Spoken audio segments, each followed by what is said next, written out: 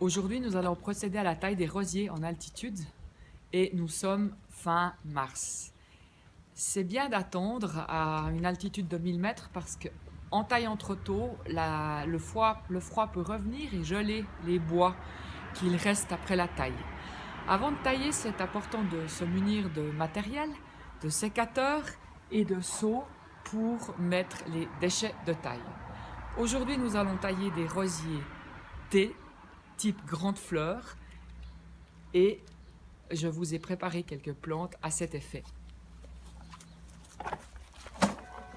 Tout d'abord, il est important d'éliminer les bois secs à l'intérieur de la plante ou ce qui est mort, afin de déterminer et de voir ce que l'on va faire.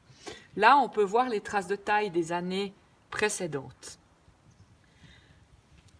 Ensuite, dans un deuxième temps, on élimine les petites pousses latérales qui sont un peu plus faibles afin de garder les pousses principales, les grosses, celles qui sont fortes.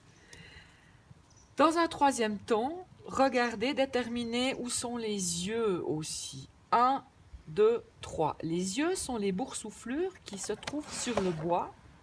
Et il est important de se dire, pour la forme du rosier, où va-t-on couper, en dessus de quel œil. Nous voyons très bien que celui-ci va à l'intérieur de la plante et celui-ci à l'extérieur. Donc nous allons plutôt diriger notre coupe à l'extérieur pour la forme du rosier. Il est important de laisser ces petits fragments et morceaux que l'on appellera tire-sève afin que la branche ne meure pas.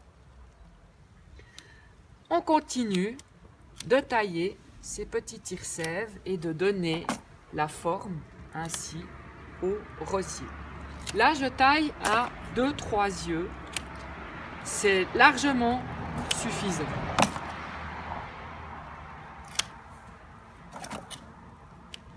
Voilà, votre taille est terminée.